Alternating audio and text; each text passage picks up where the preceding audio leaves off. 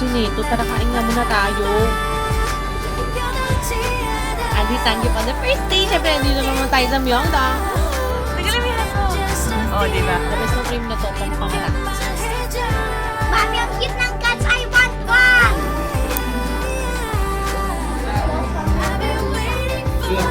Ano kaya?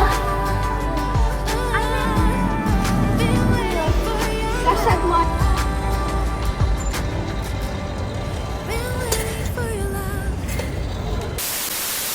Hi, I'm Chris, ang Rakitera homeschooling nanay kay Liam at kasama ang aking Diyosawang si Justin. Let's make the most out of my remaining years before I turn 40 at samahan niyo ako sa aking journey! We roughly spend around 25 to 30,000 pesos para sa homeschooling ni Liam. Kasama na doon yung tuition fee, kasama na doon yung materials, notebooks, books, pero syempre hindi kasama doon yung yung mga pang-recess niya, yung snacks niya, sa ibang kategory ng expenses namin. Having said that, homeschooling is often considered cheap and napaka-affordable.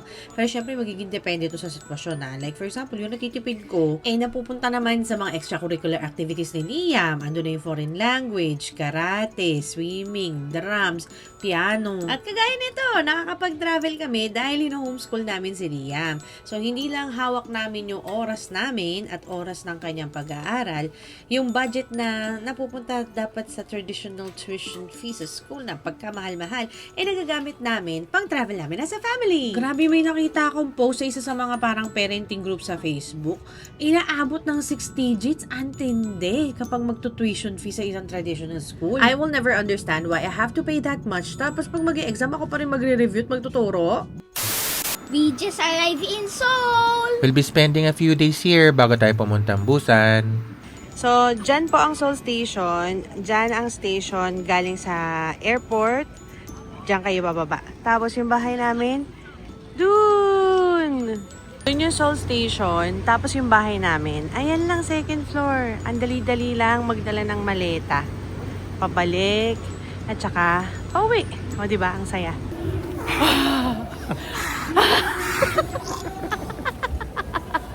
Quick grocery lot lang muna. Oy, may strawberry friend. Oo, naka-sale siya. Dati siyang 10,000, 7,700 na lang. May sarap na, no? Maybe I should get one. Sige po tayo medyo malaki. Yung ganito, no? Oy, meron tayong kiwi dito. Siguro ano ba? Okay din yung kiwi. Ganda. Okay, kailangan ko ng peri lali. Masarap to eh.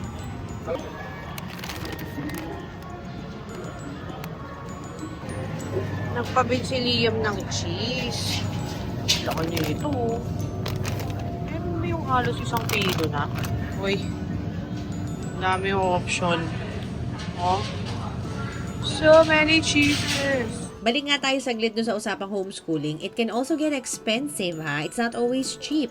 Lalo na kapag medyo premium yung curriculum na ginagamit mo or nag-i-enroll ka sa mga multiple classes, kagaya na minsan ginagawa ko, or if you need to hire tutors, or if you decide to travel as much as we do, medyo yung na-offset na lang yung gastos, no? And speaking of gastos, yung ating travel funds or yung ating travel gastos ay manggagaling, some of them, manggagaling sa natipid ko sa homeschooling ni Liam, at galing din dun sa mga monthly expenses namin na hindi namin magagamit sa Pilipinas na pwede namin gamitin dito sa South Korea. At saka kasi para talaga sa akin, hindi rin talaga gastos tong pagta-travel eh. It's a form of investment, lalo na kapag may mga bata. Biruin mo, may expose mo yung mga anak mo sa bagong culture, sa ibang lengguwahe, sa ibang mga pagkain, different ways of doing things, yung transportation outside the Philippines. Grabe, ang daming pwede matutunan ng mga anak nyo. Tsaka napansin nyo ba, kung nakapag-travel na kayo with your family, especially kung may mga anak kayo ha, nasa-strengthen yung parent-child bonding.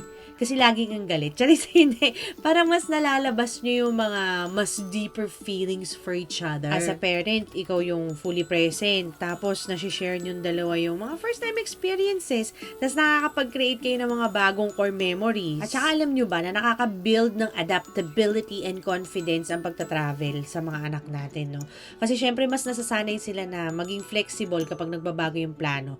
Napansin nyo, may mga ibang bata na kapag hindi umayon sa gusto nila yung mangyayari, ay, nagtatantrums na ng bonggang-bongga. Tapos sa ating mga adults, di ba, natututo tayo mag-navigate sa mga unfamiliar places. Ibang level din ng confidence yun, no? Tsaka kung isipin mo sa mas malalim na ibig sabihin, if you ever get lost, you'll find your way. O, di ba, parang ganun? At tsaka iba rin yung social skills na pwede matutunan ng mga bata kapag kasama nila iba yung lingwaheng sinasabi.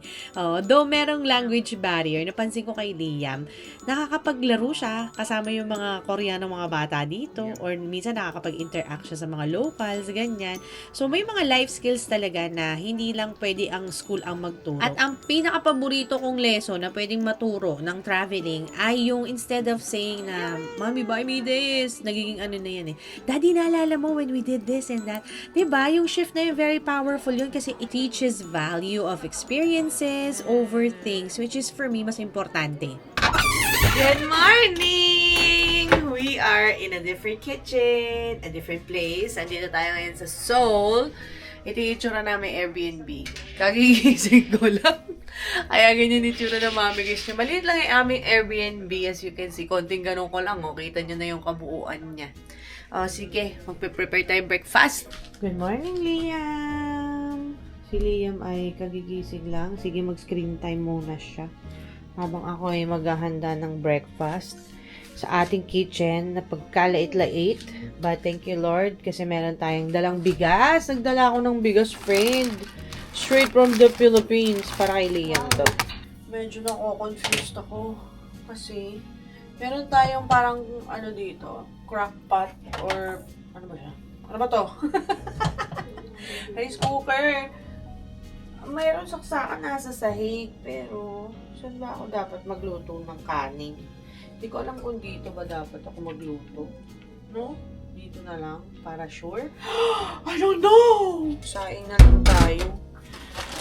Sa apoy na lang ako ha, para to save some space. I'll just use this. Siguro isang gatang lang ba? Diretso na to.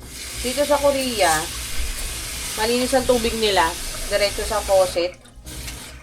Diretso sa faucet, umiinom na kami. Hindi na ako bumibili ng mineral water dito. Grabe, kalamig ng tubig. Winter kasi ngayon. May heater naman tayo. Pero hindi pa siya nagki-kick in. Marunong ba kayo magsaing sa apoy? Okay, we will put this sa stove. Dito na lang tayo. Tapos, bubuksan yun. Gas, pagayon. Pili ka na lang. Baka ito yan. Yun! Umapoy na.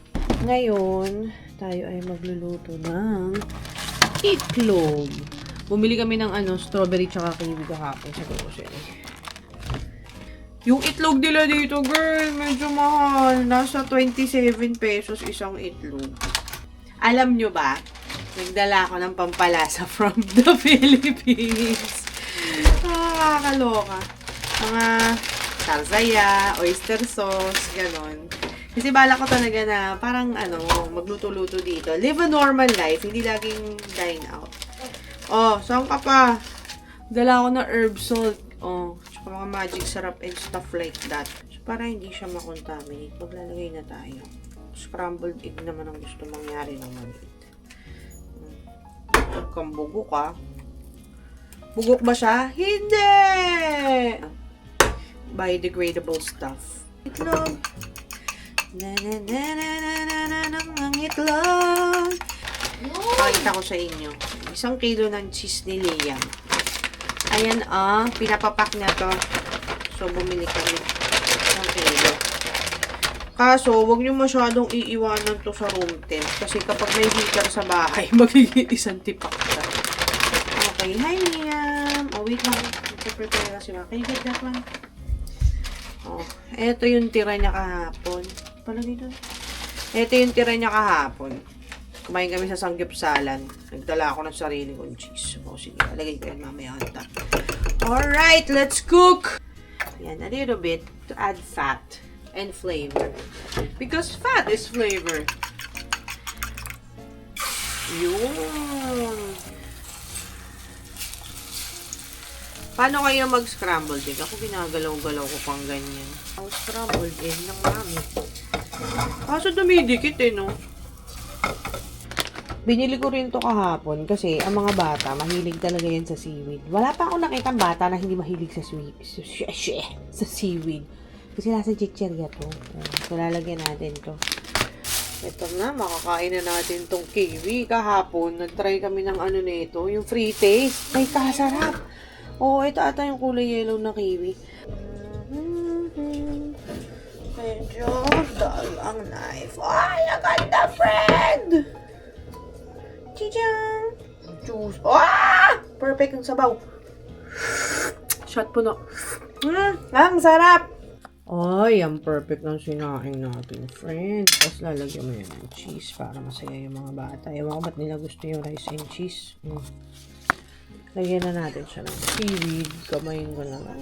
Gusto ko sanang gawin bowl, kaso gutom na daw yung maliit eh. Gutom pa natin. Now tell me if that isn't a good breakfast. So, ito ang breakfast ng Liam. At saka yan. Okay. Medyo nakapagbihis ng mamikish nyo. Ang laki ko dito Oo.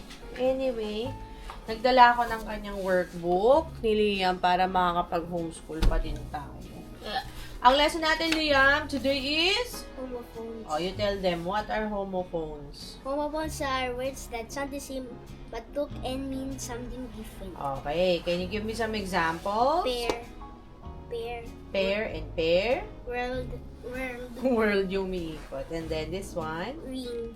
And ring. Pipigain. Diba? Ang bongga sa book sale ko ito nabili. Okay, you're going to answer page 26, 27, 28, and 29. I think 29. Oh yeah, hanggang 29. Madali lang yan.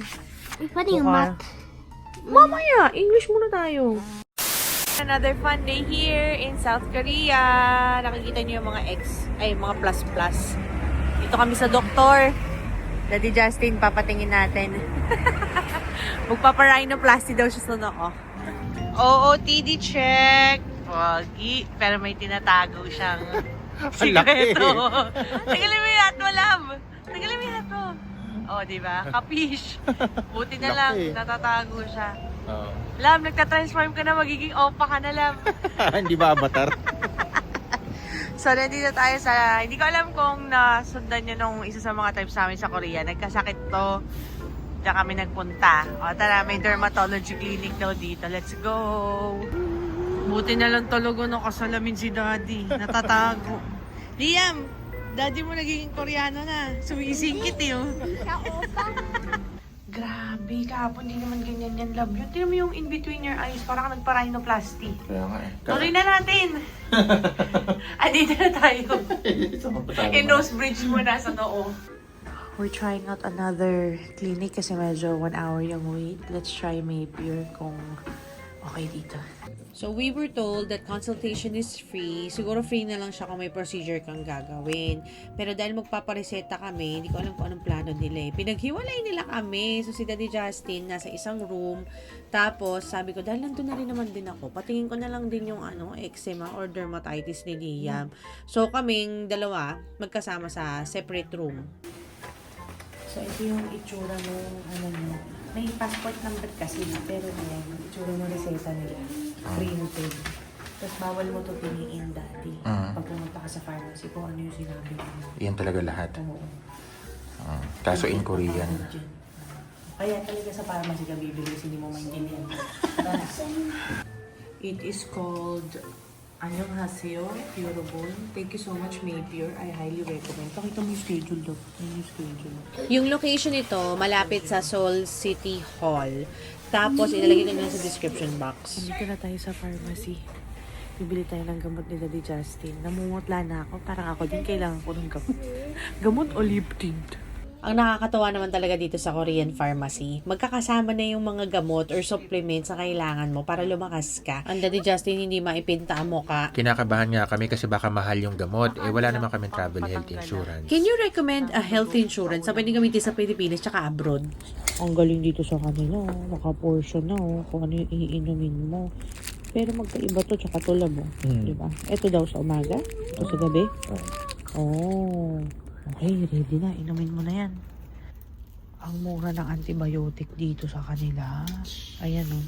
Nakalagay siya sa special envelope na ganyan. Magkano yung consultation mo? Tsaka yung shot? Yung consultation, Libre. Pero yung tapos shot, 11,001. siguro Tapos, may professional fee, no? Kaya inabot 21. Oh, ayan. Ang mura. Buti na lang nandito kami. Walang ano yan, health insurance. Lahat yan. Tinanong niya ako kanina. Oo. Sabi ko wala. Wala tayo. Tsaka feeling ko di yan covered. Ito sobrang effective nito. Pang mata. Pang mata ng pimple. Moisturizer. Pang blackheads. Ito pang scar ata. Ito eh. If I'm not mistaken. Tapos ito pang paputi. Ang dami nila pang scar dito. Ito yung ginamit ko nung nagparitoke ako. Dermatics. Ang dami dito. May silicone gel. Oh, ito gusto kong bilhin. Yung salicylic spray. Ito yung sobrang sikat na PDRN cream. Pero, alam nyo ba, masyadong malaki yung molecules daw nito to penetrate the skin. So, parang yung mga collagen cream, hindi sila nagpe-penetrate. Talaga nalaglag siya. Ayan. So, instead of this one, parang mas maganda na ito na lang. May retinol na siya. Diba? Get ready for my science class. Punta tayo sa Sea Life. You heard that right. Mag-homeschool tayo sa labas. So, hindi naman literal na pag sinabing homeschool, sa loob lang ng bahay mo gagawin, sa study room lang gagawin. Pwede mong ilabas yung mga anak nyo. Pwede mo ilabas yung mga bata. Wow! Pasok sa loob! Ito yung backyard cardinal fish. Ayaw naman. Parawagan yung dad. So, Wow! Size up to 80 centimeters. Solution. Bangkay aral sa Indonesia. Indonesia pala yan eh. Ano meron? Leather car, sturgeon, Far Eastern country. Yan o. Siya yun o. Ang taba niya. Marami siya nag-aano. Iba talaga yung mga bata, no? Sobrang obsessed sa isda. Hindi ko alam ba't nila gustong gusto yan. Pero siguro dahil yung element ng water tsaka gumagalaw. What you're seeing down here behind me is the archer fish.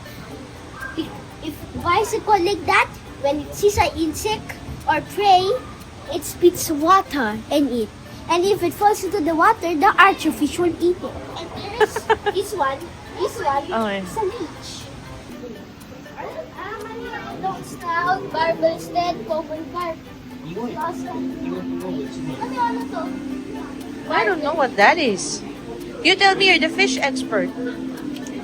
Mamil, slim. Hindi mo na makita. Mamil, cleaner slim. Ayan na, yan yung Mori Ilab oh. Wala siyang pigil. Mami, oh. Mami, oh. Mami! Kasat moray, giant moray, obicular batfish, hook down.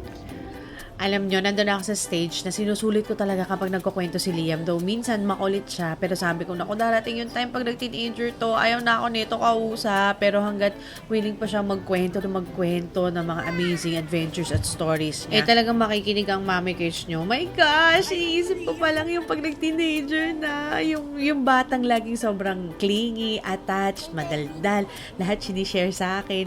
Biglang darating yung araw na tahimik na lang, cold na lang siya, ayaw niya na ako, hindi niya na ako gusto kasama. Alam niyo ba, may time talaga na napapaiyak na lang ako. Lalo pag nakakakita ko ng mga gano'n na mga reels.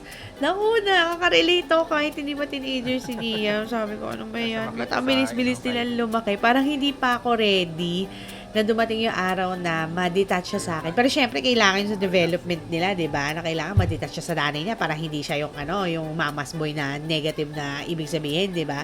So, yun. 한번 더 크게 외쳐볼까요? 아름다운 바다를 되살릴 수 있다는 걸 여러분이 보여줬어요. 여러분 고마워요.